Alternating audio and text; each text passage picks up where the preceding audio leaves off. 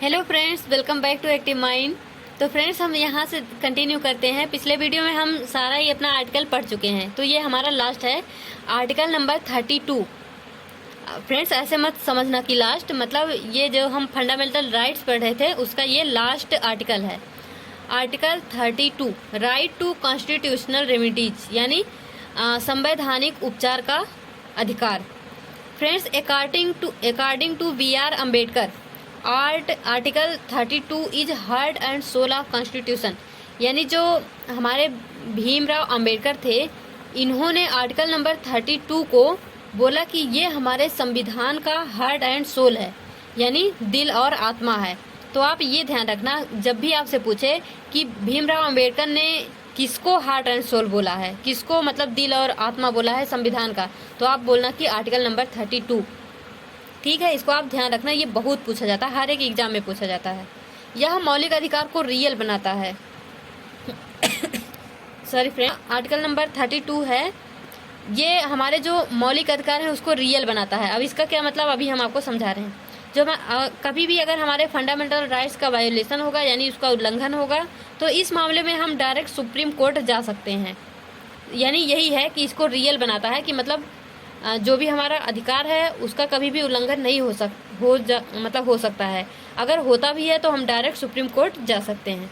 Article number 33 ये बोलता है कि सशस्त्र बलों, अर्धसैन्य बलों, पुलिस बलों, खुफिया एजेंसी के सदस्यों के लिए मौलिक अधिकार आवेदन संसद द्वारा प्रतिबंधित किया जा सकता है। और हमारा जो आर्टिकल नंबर 34 है, ये बोलता है कि जब किसी क्षेत्र में फौजी कानून लगा हो तो मौलिक अधिकार प्रतिबंधित किया जा सकता है। यानी जब किसी भी क्षेत्र में फौजी कानून लगा हो, मिलिट्री लगा हो, कोई भी इमरजेंसी हो, तो आपका जो मौलिक अधिकार है उसको रोका जा सकता है कुछ समय के लिए। आर्टिकल नंबर 35 ये बोलता है कि अधिकांश मौलिक अधिकार खुद लागू करने योग्य हैं। यानी जो भी हमारा मतलब मौलिक अधिकार है, ज़्यादातर तो वो खुद लागू करने योग्य हैं, और जिनको कानून चाहिए उस कानून को केवल संसद द्वारा बनाया जा सकता है, ताकि पूरे देश में समान रूप से लागू हो। यानी ज़्यादातर तो खुद ही लागू हो जाएंगे, लेकिन अगर किसी भी अधिकार की ज़रूरत पड़ती है, उसको मतलब कानून की ज़रूरत पड़ती है, तो उस कानून को केवल संसद द्वारा बनाया जाएगा और वो पूरे देश में समान रूप से लागू होगा। फ्रेंड्स, यहाँ से देखिए, सस्पेंशन ऑफ फंडामेंटल राइट्स, यानी हमारा जो मूलभूत अधिकार है उसका सस्पेंशन यानी निरस्तीकरण। तो borrowed from Vermeer constitution Germany, यानी ये जर्मनी के वर्मियर कॉन्स्टिट्यूशन से लिया गया था, यानी वहाँ से कॉपी किया गया था। तो ये उतना इम्पोर्टेंट नहीं, इसको नहीं ध्यान रखो, कोई फर्क नहीं पड़ता। यहाँ से देखो, during national emergency fundamental rights get affected. जैसे हमने अपने पिछले भी वीडियो में बताया था कि कभी भी अगर नेशनल इमरजेंसी, राष्ट्रीय आपातकाल लगता है तो फंडामेंटल राइट्स अफेक्ट होंगे। अब कैसे इफेक्ट होंगे, यहाँ पे है कि वार एक्सटेंशन रिग्रेशन, यानी जब भी कभी भी बाहर से आक्रमण हो जाए, कोई देश हमारे ऊपर आक्रमण कर दे, तो article number 20 protection in respect of conviction for offences, और article number 21 protection of life, ये लाइव रहेंगे, यानी निरस्त नहीं होंगे।